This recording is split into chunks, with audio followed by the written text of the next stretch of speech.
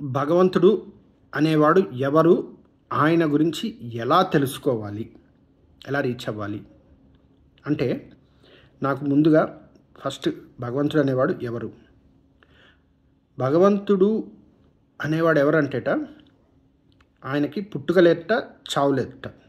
ఇవి రెండు ఒకదానికొకటి లింక్డ్. పుట్టుక, చావు. ఎప్పుడైతే పుడతాడో పుట్టినవాడే చనిపోతాడు.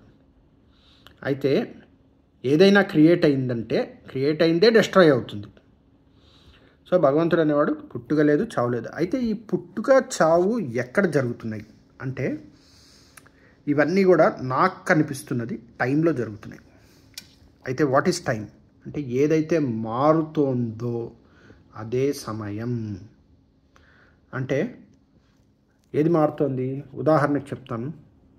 నేను అన్నవాడిని, అంటే నేను ఇప్పుడు ప్రస్తుతానికి శరీరం అనుకున్నది పుట్టినప్పుడు ఒకలా ఉంది, ఇప్పుడు ఇంకోలా ఉంది, భవిష్యత్తులో ఇంకోలా తయారవుతుంది. నా మనసు అది ప్రతి క్షణం మారుతూనే ఉంది. అంటే it's a sequence of thoughts. ప్రతి క్షణం మారుతూనే ఉంది మనసు అనేది.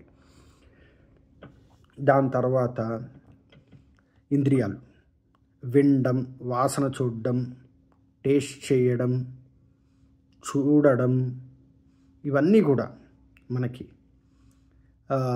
స్పర్శ, టచ్ అన్నీ మనకి మారుతూనే ఉన్నాయి.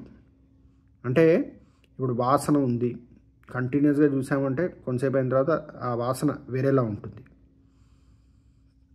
కంటిన్యూస్గా చేస్తుంటే అదే వాసన మనకు బోర్ కొట్టేసేసి మనం we may not feel it, వాసన అని ఫీల్ కూడా కాకపోవచ్చు. సో అన్నీ మారుతున్నాయి. ఈ మనసు, ఇంద్రియాలు, తర్వాత మన శ్వాస అన్నీ మారుతున్నాయి. సో ఇవన్నీ సమయంలో ఉన్నాయి. ఇంకొంచెం ఎక్స్పాండ్ అయ్యామనుకోండి, ఈ ప్రపంచం, ప్లానటరీ సిస్టమ్, గెలాక్సీస్ అన్నీ చేంజ్ అవుతున్నాయి. ఒకరోజు ఒక చోట ఉన్న ప్లానెట్ రేపు ఇంకో చోట ఉండదు.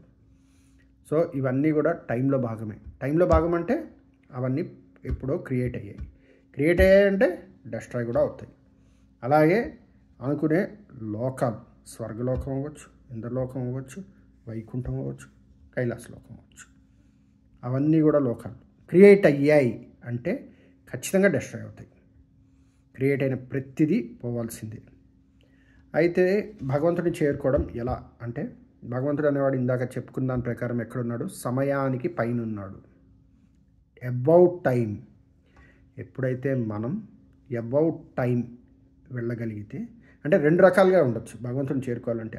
ఇప్పుడు నాకు ఒక మనిషి ఉన్నాడు, ఆ మనిషిని తెలుసుకోవాలంటే ఏం చేయాలి? ఆ మనిషి దగ్గరికి వెళ్ళాలి. వెళ్తే ఆ మనిషిని చూస్తే వీడు ఇట్లా ఉంటాడు అర్థమవుతుంది. వాడి గురించి కొంచెంసేపు 5-10 నిమిషాలు మాట్లాడితే తెలుస్తుంది. అలాగే భగవంతుడిని తెలుసుకోవాలంటే భగవంతుడి దగ్గరికి వెళ్ళాలి. ఎలా వెళ్తాము? ఆయన ఎక్కడున్నాడు? అబౌట్ టైం ఉన్నాడు. అబౌట్ టైంకి ఎలా వెళ్తాము?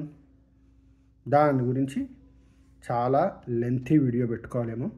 అది ఇప్పుడు నేను ఇక్కడ చెప్పడం కుదరదు. నాకు కూడా సగమే తెలుసు. అక్కడికి వెళ్ళ సంగతి నాకు కూడా తెలుసుంటే ఈ పాటికి నేను వెళ్ళుండేవాడిని. కానీ ప్రయత్నం చేస్తున్నాను.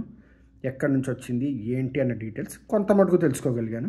దాని గురించి ఎప్పుడన్నా డీటెయిల్డ్గా వేరే వీడియో చేసి పెడతాను. కానీ ఇప్పటివరకు అయితే మాత్రం భగవంతుడిని తెలుసుకోవాలి అంటే టైంకి అబౌవ్ వెళ్తేనే తెలుసుకుంటాం. ఈ టైంలో ఉంటూ మనం ఏదైతే అనుకుంటుంటామో అవన్నీ కూడా ఊహే. అవన్నీ కూడా మనం ఆలోచించే ప్రతి ఆలోచన కూడా ఈరోజు ఉండి రేపు మారే పదార్థమే. కాబట్టి ఏది ఆలోచించినా సరే అది కేవలం ఊహ మాత్రమే అవుతుంది. ఇలా ఉంటాడేమో అన్నది ఊహ మాత్రమే అవుతుంది. మనం అక్కడికి వెళ్ళి అయితే చూడలేదు. సో అక్కడికి వెళ్తే కానీ తెలియదు. అబౌట్ టైం రీచ్ అయితే కానీ మనకి భగవంతుడు ఎవరో తెలియదు.